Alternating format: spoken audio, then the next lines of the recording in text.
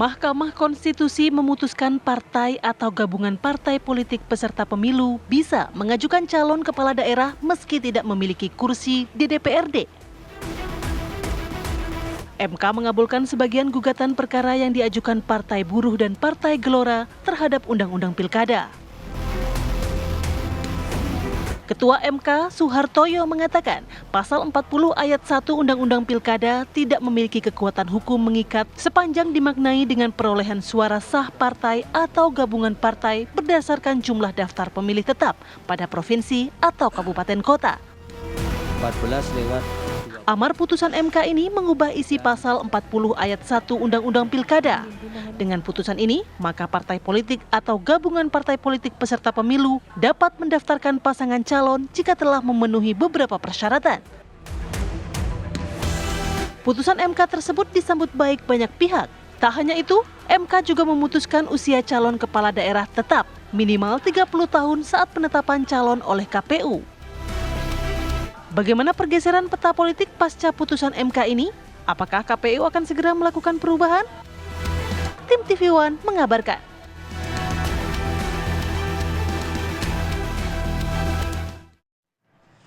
Ya, ketuk palu MK mengubah peta pilkada. Bagaimana kemudian kedudukan aturan ini harus dijalankan seperti apa, teknisnya bagaimana, bagaimana pula respon dari Kim, respon dari PDIP yang kemudian berdampak terhadap mereka dari putusan tersebut. Sudah hadir sejumlah narasumber di studio pada pagi hari ini, bisa dilihat rame banget. Hari ini rame kayak banget warisan. ya. Kita kocok aja sekarang, Bang. Di studio sudah ada Mbak Titi Anggreni selaku anggota Dewan Pembina Perludem. Selamat pagi. Assalamualaikum Mbak Titi. Lalu ada Bang Margarito Kamis, kita ke ujung. Nah, ada pakar hukum tata negara. Selamat pagi, Bang Margarito. Ada Mas Idam Holib selaku komisioner KPU. Selamat pagi. Mas Idam, pagi. Ada Bang Ciko Hakim selaku politisi PDIP. Bang Ciko, selamat pagi, Bang. Pagi. Dan melalui sambungan daring kita sudah terhubung bersama Bang Ahmad Riza Patria, politisi Partai Gerindra. Selamat pagi, Bang Riza. Pagi, Bang Riza. Pagi, Pak Martina. Bang Riza dinantikan di Semuanya studio padahal nih, Bang. studio Sudah dan ramai di sini. Iya, luar biasa nih. Bang Riza dulu deh kalau gitu. Bang Riza, dengan putusan dari MK ini tentunya mengubah peta pilkada. Dari Kim tentunya juga berdampak nih. Apakah kemudian Kim tetap solid atau memang sudah ada gerasak-gerusuk di dalam ingin mengubah lagi peta politik? Yang pertama tentu karena baru kemarin sore kami mendengar kita semua dari pemberitaan media, bahkan hingga pagi ini kami belum menerima putusan resminya. Kami tentu akan mempelajari dan meneliti lebih seksama. Dan tentu kami Partai Gerindra dan partai yang tergabung di Kim maupun Kim Plus adalah partai-partai yang selalu patuh dan taat pada konstitusi, pada peraturan perundang-undangan, termasuk peraturan terkait dengan pilkada serentak. Yang ketiga, kami juga akan melaksanakan apapun yang menjadi keputusan daripada institusi penyelenggara KPU, yaitu penyelenggara pemilu atau pilkada, yaitu KPU dan Bawaslu.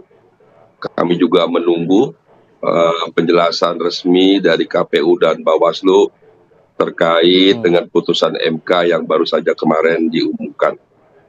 Dan kami, Partai Gerindra, Partai Kim, akan patuh, taat, dan mengikuti apapun keputusan terkait pilkada sejauh tentu sesuai dengan peraturan perundang-undangan, peraturan KPU, dan lain sebagainya. Yang terakhir tadi, sampai hari ini dan ke depan perlu kami sampaikan Partai Gerindra maupun partai-partai yang ada di Kim maupun Kim Plus akan solid, akan kompak, bahkan ini menjadi tantangan tersendiri, bahkan ini memotivasi kami untuk lebih solid lagi, lebih kompak lagi. Dan kami yakini tidak akan banyak perubahan-perubahan terkait dengan keputusan-keputusan yang sudah diambil oleh Kim maupun Kim Plus. Tidak hanya di Jakarta, tapi di seluruh Indonesia mungkin tidak banyak berubah. Bagaimana? Tadi Kim sendiri masih menunggu bagaimana KPU dan juga Bawaslu. Kemarin KPU juga menyatakan bahwa masih mengkaji. Apalagi yang perlu dikaji? Biasanya putusan MK ini langsung berjalan aja. Apalagi masih yang perlu dikaji lagi nih. Bikin PKPU-nya. Ya, yang namanya sebuah putusan itu kami harus pelajari lebih dahulu, dan itu memang tradisi di kami ya, dipelajari terlebih dahulu, yang kemudian dikonsultasikan. Kenapa dikonsultasikan? Karena kami pernah mendapatkan putusan DKPP karena persoalan terlalu maju dalam melaksanakan putusan MK. Putusan DKPP menyarankan, memerintahkan kepada KPU kalau sekiranya putusan MK mau dilaksanakan, maka ubah dulu PKPU-nya. Dan kami sudah berkomunikasi dengan pihak pembentuk undang-undang agar kami diberikan kesempatan untuk berkonsultasi. Hal ini memang ditetapkan dalam amar putusan Mahkamah Konstitusi nomor 92/PU strip 14 Romawi /2016.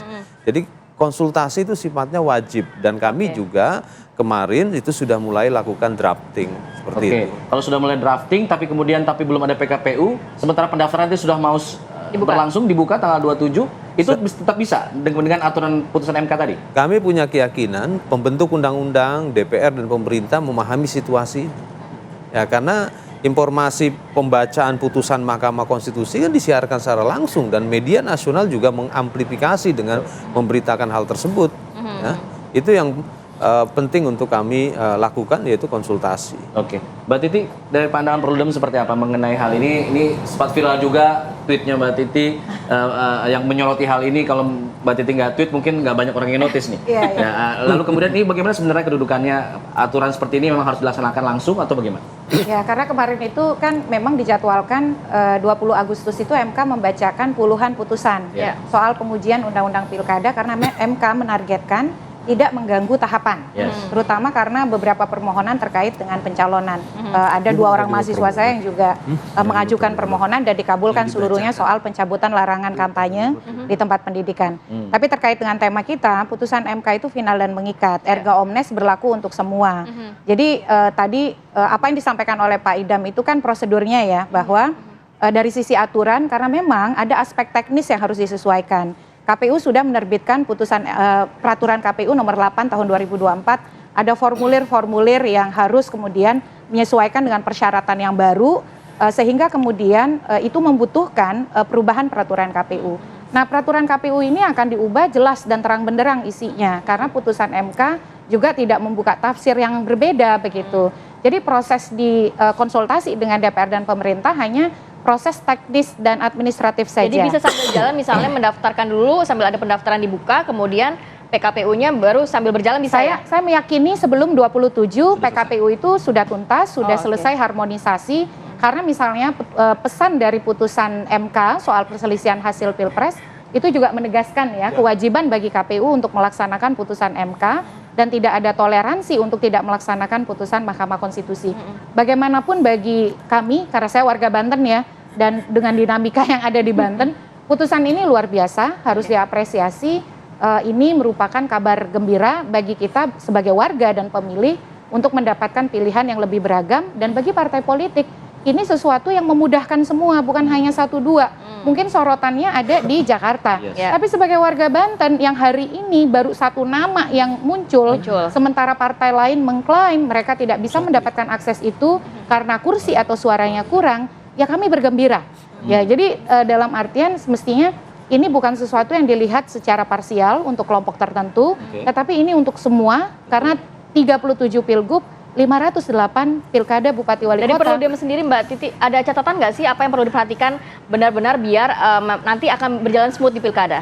Ya, saya kira tadi yang disampaikan oleh Pak Idam sudah sangat tepat ya, bahwa mereka akan melakukan perubahan peraturan KPU. Peraturan KPU ini yang harus diubah ada beberapa, soal pencalonan terutama soal threshold tadi, persentase perolehan suara, yang kedua soal usia, karena kembali kepada saat penetapan pasangan calon.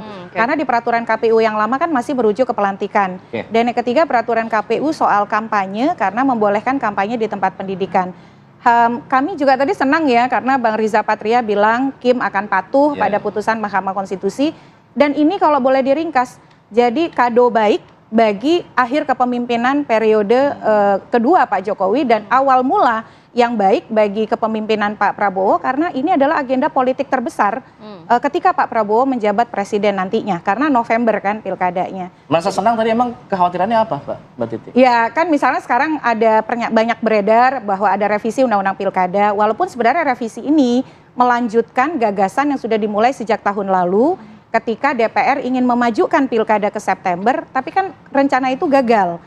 Dalam artian bukan gagal, berhenti karena ada putusan MK nomor 12 tahun 2024 yang menyatakan pilkada tidak boleh digeser jadwalnya, tidak boleh dimajukan ataupun dimundurkan. Makanya kemudian sempat layu itu pembahasan.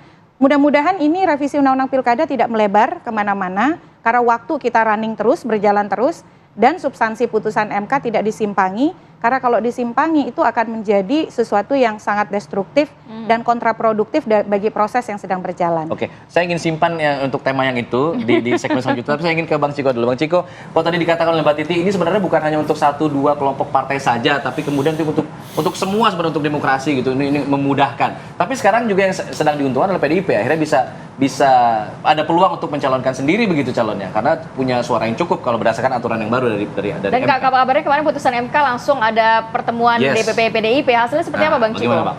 Pertama gini, yang diuntungkan kan sebenarnya rakyat secara keseluruhan dan juga partai politik secara keseluruhan.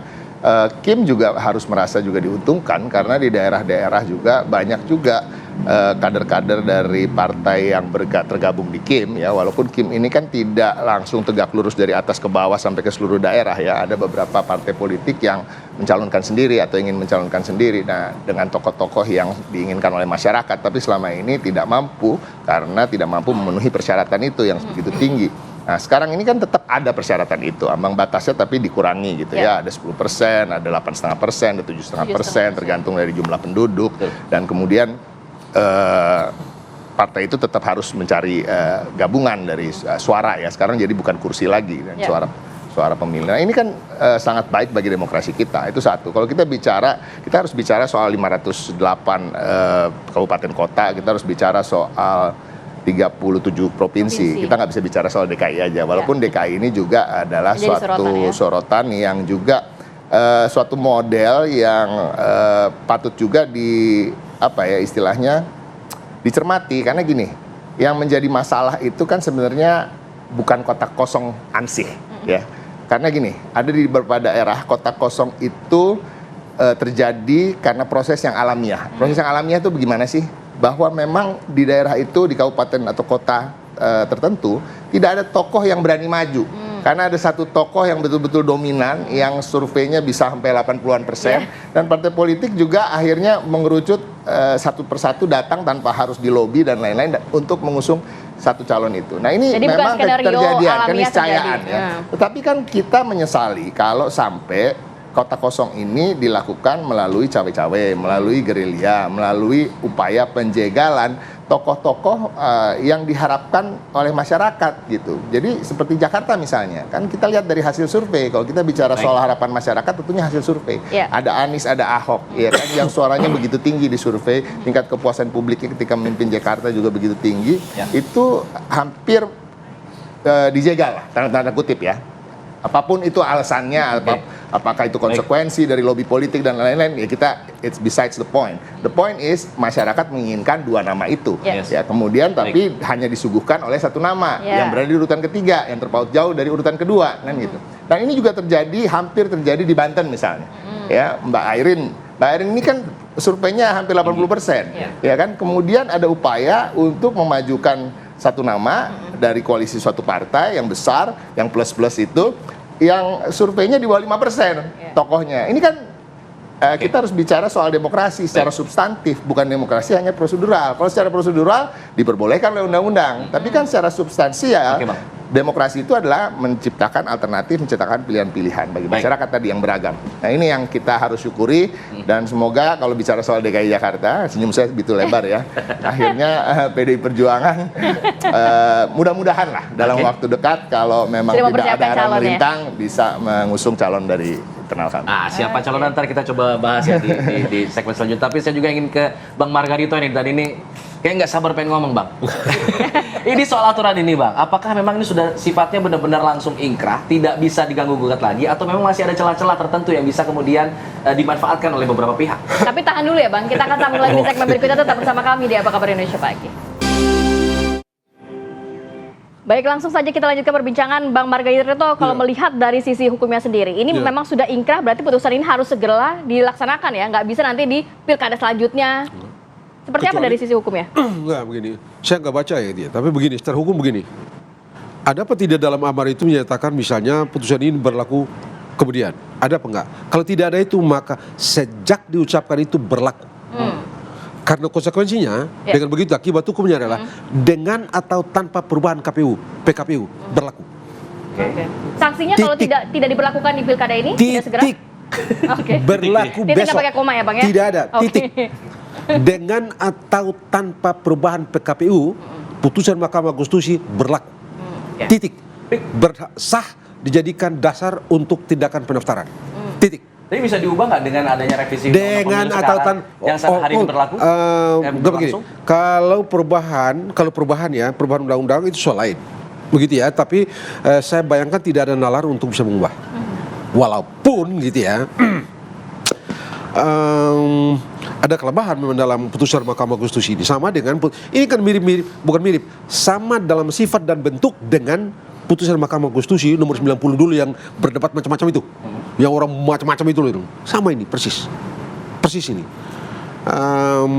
Ada apa ya, hal yang dari segi konsep ada masalah, itu adalah Mahkamah Konstitusi bikin norma baru, padahal tindakan ini wewenangnya pembentuk undang-undang, tapi sistem tidak menyediakan cara untuk mengoreksi. Itu masalahnya. Karena itu ya berlaku. Anda mau senang mau tidak berlaku. Begitu itu. Mau suka atau tidak. Tidak ada urusan yang suka dan tidak suka. Berlaku. Ada sanksi hukumnya nggak kalau misalnya nanti tidak diberlakukan atau ditunda? Tidak bisa. Oh, salah mereka kalau tidak diberlakukan. Apa dasarnya mereka tidak diberlakukan? Mereka melaksanakan pemilu pakai undang-undang apa? Nah, tidak bisa. Harus berlaku. Dengan atau tanpa perubahan PKPU. Oke, dengan atau tanpa perubahan. Banyak yang mengatakan kok waktu putusan MK pas Pilpres rasanya cepet nih KPU nih. Kalau sekarang kok dikaji lagi gitu. Itu tadi yang dia bilang itu kemarin DKPP bilang terlalu progresif dan segala macam. Terlalu itu kan tidak ada dasar hukumnya itu. Itu kan Rati nggak suka putusan 90. Makanya rasa saya menyampaikan. Ini nanya ke Bang Idam. Waktu putusan 90 itu 3 hari sebelum pendaftaran. Kalau ini kan masih ada waktu gitu ya. 3 hari atau tidak jelas begitu datang barang ini terjadi perubahan dan tatanan. Oke. Begitu ya. Tindakan pendaftaran belum dilakukan. Berarti tanpa PKPU pun langsung Dengan berlaku. atau tanpa perubahan PKPU berlaku. Tapi dari KPU sendiri bagaimana? Kalau tanpa Ya, nggak PKPU usah berlaku, artinya tidak perlu buru-buru begitu? Memang mengapa mesti dikatakan ini berlaku? Oleh karena ini hukum. Yes. Yang diuji adalah undang-undang. Itu kan yang jadi dasar. Oke. Maaf ya, Masih teman-teman KPU ini kadang-kadang bikin PKPU yang nambah-nambah juga. Oke. Barang itu cuma sudah jelas dalam undang-undang ditulis panjang-panjang. Nggak apa, fotokopi lagi tuh ketentuan dalam undang-undang itu. Jadi PKPU jadi panjang banget. Tapi kalau nggak ada PKPU nanti nggak ada dasarnya, dipertanyakan lagi. Aturlah yang belum diatur. Misalnya prosedur yang tidak ada itu ya, yang dipangani. Itu kan perlu diatur. Kalau yang sudah nyata-nyata ada di misalnya pasal 7 ayat yang mengenai persyaratan itu, mau ngapain mau ditambah? Ayat 2 Bang. Ayat 2 itu. Iya, pasal 7. Kenapa mau ditambah? Orang sudah seperti itu, kenapa lagi terus di PKPU? Apa kira-kira yang perlu ditambah dari Yang tidak usah tambah-tambah, jangan Nah, mikir. tidak usah tambah katanya Pak. Jadi artinya kan tidak perlu panjang-panjang lagi Mas Idam. Tidak usah gitu. Beliau udah senang. Gantian dulu ya Pak. Beliau ini satu sisi progresif, tapi satu sisi legalistik banget. Oh enggak, Artinya gimana itu? Begini. Anda boleh senang dan tidak senang dengan legalistik atau positivistik. Tapi Anda berhukum pakai norma. Tidak ada yang lain. Harus norma ya. Norma. Ya. Kalau politik masih sudah terserah. Tapi kalau kita berhukum, norma. Norma itu dalam undang-undang, norma itu ada dalam pasal, norma itu dalam ayat. Tidak ada di luar itu. Mas Idam, poin-poin Senang apa atau yang mungkin tidak? akan ditambahkan dalam PKPU yang nanti ini? Pertama saya mau bercerita tentang kasus bagaimana kami berupaya untuk mengubah PKPU tentang pendaftaran bakal pasangan calon presiden dan wakil presiden pasca putusan Mahkamah Konstitusi nomor 90/PU strip 21 Romawi/2023. Ya waktu itu kami sudah berkomunikasi dengan pembentuk undang-undang, khususnya DPR, karena pada waktu itu DPR sedang masa reses. Lalu kami berupaya mengambil langkah-langkah progresif dengan kami berkomunikasi dengan Kementerian Hukum dan HAM. Pada waktu itu tanggal 19 Oktober kami berkomunikasi, di tanggal 20-an kami berupaya meyakinkan tanpa konsultasi dengan DPR, kami berharap bisa melakukan harmonisasi peraturan KPU. Tapi ternyata kebijakan di Kementerian Hukum dan HAM itu harus perubahan sebuah KPU itu harus lewat konsultasi di DPR. Oke, prosesnya berapa lama biasanya? Selama ini Kementerian Hukum dan HAM progresif apabila memang waktunya dikategorikan mendesak agar PKP tersebut bisa segera diundangkan. Ya, tetapi memang harus ada prosedur yang harus kami tempuh, seperti yang tadi Mbak Titi katakan. Itu. Dan disinilah pentingnya kami harus konsultasi.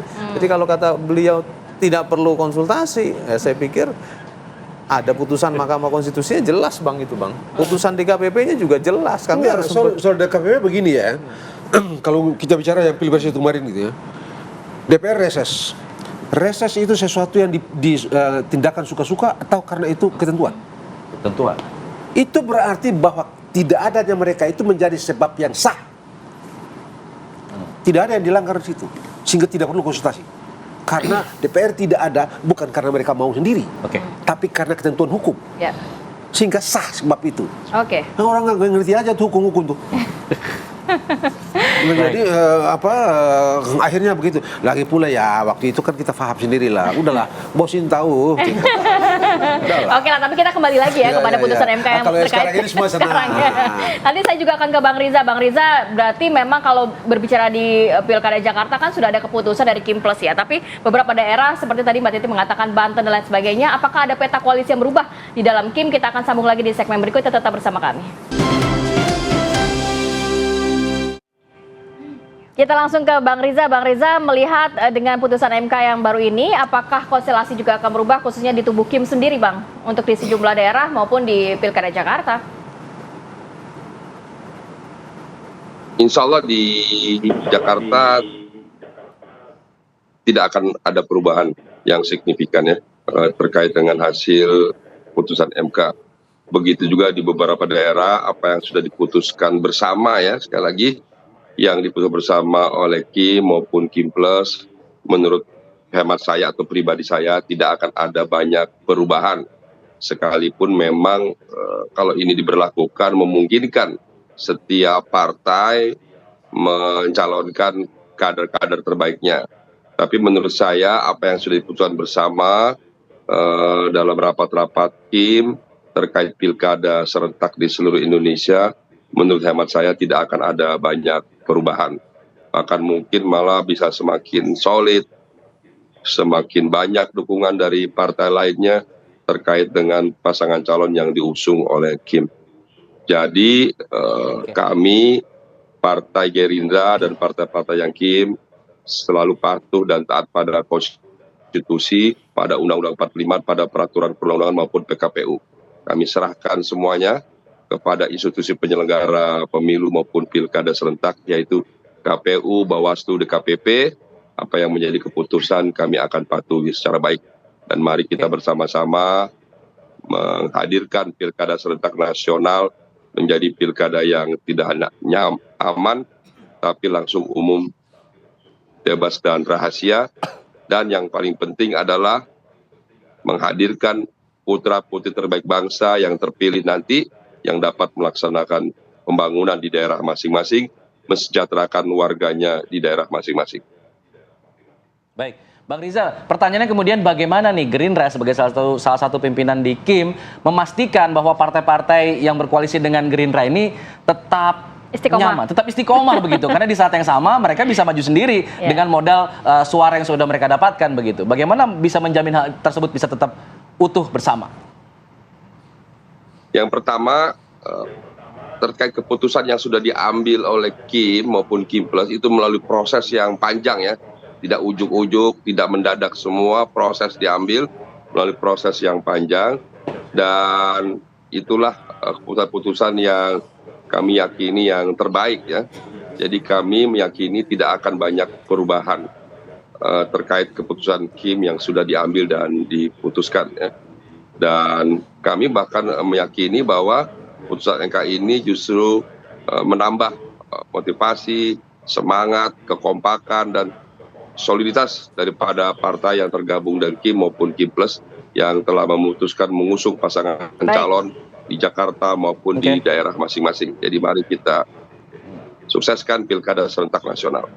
Oke, jadi kalau dari Kim masih percaya diri bahwa dengan putusan ini tidak akan merubah dari peta koalisi, tapi semakin solid. Bang Ciko, gimana nih Bang? Kalau dari PDIP sendiri, kalau misalnya melihat, kita ke Jakarta dulu deh, Spill, mungkin nama siapa kira-kira yang akan dimajukan di Pilkada Jakarta, melihat Kim sudah firm, tidak akan berubah begitu, akan solid di Jakarta. Karena udah semakin hampir pasti kita bisa mencalonkan, ya semakin santai dan semakin betul-betul serius kita mencermatinya. Ya, sampai hari ini di PDI Perjuangan yang utama sekarang kita akan sedang menggali suara dari arus bawah. Kita ingin mendengarkan yang pertama tentunya suara arus bawah pemilih PDI Perjuangan itu dulu ya. Siapa sih yang kira-kira ingin dimajukan? Apakah kita akan mengajukan kader sendiri atau boleh dari tokoh luar? Apakah tokoh luar ada resistensi nggak dari teman-teman pemilih PDI Perjuangan? Tentunya ini yang harus kita perhatikan. Tapi juga kita menerima masukan dari arus bawah yang mayoritas di Jakarta kan memang bukan pemilih PDI Perjuangan. PDI Perjuangan kan sekian 14% gitu ya. Kita harus juga dengarkan yang lain. Karena memang ada semacam harapan terhadap PDI Perjuangan kemarin ya. Ketika partai-partai sudah menggerubung ke satu poros. Kemudian banyak sekali tokoh-tokoh yang kita ketahui bahwa bukan pemilih tradisional PDI Perjuangan datang ke kantor kami, meminta kami untuk mendengarkan aspirasi mereka. Tidak serta-merta mereka mengusung Pak Anies misalnya. Ada juga yang betul-betul berharap bahwa kita tidak bergabung dengan Kim dan akan tetap maju. Tapi kan memang belum ada hilalnya, belum kelihatan waktu itu ya. Tapi kita positif. Makanya beberapa kali, hampir semua kader PDI Perjuangan ketika ditanya oleh media, jawaban kita adalah kita akan berkoalisi bersama rakyat. Dan sepertinya itu doa, karena suara rakyatnya suara Tuhan, ya kan? Dan akhirnya dikabulkan tadi ada putusan MK itu. Jadi sampai sekarang belum final, ya kan? Kalau dari internal yang namanya masih itu juga, Pak Ahok, ada Pak Jarod, ada Bang Rano Karno, ada nama baru sekarang yang beredar Mas Hendy, Hendrar Prihadi, yang semuanya mumpuni, punya rekam jejak yang baik ketika duduk dalam pemerintahan atau jabatan-jabatan penting lainnya. Dan kalau dari tokoh luar, ya masih yang terkuat ya Pak Anies. Cuma kita lihat aja dulu. Kalau tadi Bang Ciko bilang kita sekarang agak tenang karena ada putusan ini, tapi memang apakah setenang itu? Karena kekhawatiran disampaikan juga, selain tadi Pak Rudolf mengatakan ada kekhawatiran, dan juga ada Bang Deddy Sitorus yang mengatakan ada kekhawatiran juga bahwa hari ini Balik melakukan revisi undang-undang begitu untuk undang-undang pilkada. Apakah ini jadi kekhawatiran yang sama juga bagi PDIP? Saya rasa bisa upaya politik memang sah-sah saja dilakukan, manuver-manuver politik. Tapi tadi kalau kita mendengarkan dua tokoh ahli hukum tata negara ini, ya kan, kita nggak boleh meragukan terkait dengan posisi Mahkamah Konstitusi, keputusan dari Mahkamah Konstitusi. Saya sebagai orang yang cukup awam mengenai hukum, tidak terlalu jauh mempelajari hukum, tapi tahu bahwa di sebuah negara itu yang paling tertinggi adalah kitab konstitusi. Dan badan yang paling tertinggi, institusi yang paling tertinggi untuk bisa memutuskan dan mengganti konstitusi adalah Mahkamah Konstitusi. Dan di seluruh negara itu semua constitutional court itu semua dihargai keputusannya dan diikuti, walaupun ada riak-riak di bawahnya ketidaksetujuan itu, tapi memang harus ada satu keputusan yang memang tidak bisa diutak-utik begitu saja. Oke, Mbak Titi, masih bisa nggak diutak-utik sebenarnya? Ya, kalau ingin melawan rakyat dan konstitusi, apa yang tidak mungkin ya. Tapi kan kita bicara moralitas politik begitu. Jadi kalau lihat putusan 60 ini sebenarnya ada dua kutub. Satu kutub konstitusi yang sudah dibuka oleh Mahkamah Konstitusi dan partainya Bang Riza Patria itu kan beberapa kadernya sering pergi ke MK tuh minta agar ambang batas pencalonan presiden diturunkan karena ingin saluran politik itu lebih inklusif dan partai tidak dipaksa kawin dengan partai-partai yang sebenarnya mereka tidak inginkan dan ingin mengusung kader sendiri. Logika yang sama juga berlaku di dalam putusan 60 ini dan ini angin segar untuk agenda berikutnya adalah merekonstruksi ambang batas pencalonan presiden. Kalau ambang batas parlemen kan sudah di putusan 116 2023. Nah ini kutub konstitusinya nih, jadi sudah diberi jalan oleh Mahkamah Konstitusi. Tinggal kemudian kutub politik praktisnya, apakah gerbang yang sudah dibuka itu akan betul dimasuki oleh partai? Nah ini sepenuhnya kepada partai. Jadi moralitas politik partai lagi diuji nih. Apakah jargon-jargon kami ingin tapi kami tidak punya suara, tidak punya kursi, itu betul terrealisasi atau itu hanya untuk meninabobokkan pemilih? Kita kan bukan hanya bicara Jakarta ya, tadi Banten. Ini calonnya PDIP di Banten ditunggu loh. Dan juga di daerah-daerah lain ya, misalnya Jawa Barat, Jawa Tengah, Jawa Timur dan seterusnya. Jadi dalam konteks ini ya KPU bekerja dalam konteks aturan teknis, tapi DPR kalau ini kan memang kalau bicara RUU Pilkada tadi, ini RUU yang memang sudah jadi inisiatif DPR tahun lalu diparipurnakan menjadi RUU inisiatif, tapi motifnya pada waktu itu satu saja, bagaimana memajukan Pilkada ke September. Tetapi kan kemudian tidak mungkin karena ada putusan MK yang menyatakan jadwal Pilkada tidak boleh digeser. Kalau kemudian RUU yang awalnya ingin memajukan Pilkada dan ada beberapa perbaikan soal teknis ya, soal PPS, PPK yang bisa diangkat dari petugas sebelumnya, kemudian bertransformasi isinya menyimpangi putusan Mahkamah Konstitusi, kita betul-betul mengalami ya kemunduran dan juga turbulensi yang bisa menimbulkan ketidakpuasan publik, perlawanan massa, dan saya kira ini jadi ujung yang sangat buruk dari pemerintahan ini dan mestinya itu tidak dilakukan. Dan Kim harus mengontrol partai-partai di parlemen untuk tidak menciptakan blunder yang sangat merugikan Kim, pemerintahan Jokowi, kepemimpinan yang baru karena pasti akan ditarik ke sana dan yang paling besar yang merugikan rakyat. Baik, apakah kemudian memang isi dari RUU inisiatif ini yang tadinya di awalnya untuk memajukan Pilkada ke September kemudian bisa, apakah mungkin diubah Bang, kemudian tiba-tiba di tengah jalan diubah dengan tujuan baru begitu misalnya menanggapi hasil putusan MK? Usai jeda ya Bang ya. Kita jawab saja, kita jeda dulu, kita akan kembali lagi usai jeda, tetap di sini di Apa Kabar Indonesia Pagi. Bang Margarito langsung boleh menjawab mengenai inisiatif DPR untuk merevisi Undang-Undang Pilkada yang tadinya untuk memajukan jadwal ke September, tapi bisa nggak tiba-tiba di tengah jalan berubah nih substansinya untuk membahas misalnya putusan MK? Nggak bisa. Memang dari segi prosedur nggak bisa, oleh karena ini kan based on jadwal dulu tuh. Terus tiba-tiba ada sesuatu yang baru lalu itu mau di-intercept ke tengah, itu nggak mungkin, tidak mungkin itu. Nggak mungkin, dari segi prosedur tidak bisa. Jadi karena itu tadi saya bilang saya tidak menemukan alasan yang cukup secara hukum untuk menjustify kemungkinan ada perubahan itu. Tidak mungkin, saya tidak melihat kemungkinan itu. Nggak ada celah berarti ya? Tidak ada celah. Dari segi prosedur, karena itu cacat. Dari segi prosedur. Baik, saya mau ke Bang Riza. Bang Riza, kalau tadi ada titipan pesan dari Mbak Titi begitu ya, Kim juga harus ikut memantau nih bagaimana nanti proses jalannya balik untuk revisi Undang-Undang Pilkada. Tanggapan Anda, Bang Riza? Ya, itu kan menjadi kewenangan daripada DPR ya, dan juga pemerintah. Tentu kami tidak bisa mencampuri apalagi mengintervensi. Yang perlu kami sampaikan adalah Partai Gerindra selama ini di bawah kepemimpinan Bapak Prabowo Subianto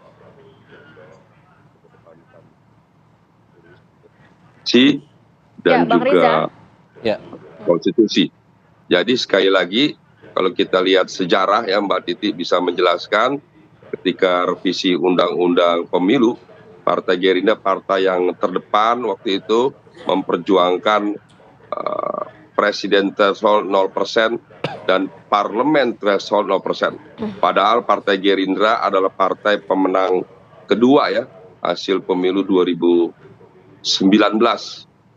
Jadi kami sekalipun partai kedua pemenang pemilu 2019, Partai Gerindra ketika revisi Undang-Undang Pemilu yang terdepan memperjuangkan presiden threshold 0% dan juga parlemen threshold 0%, itu yang kami perjuangkan. Namun ketika itu partai-partai yang berkoalisi di pemerintah jumlahnya banyak.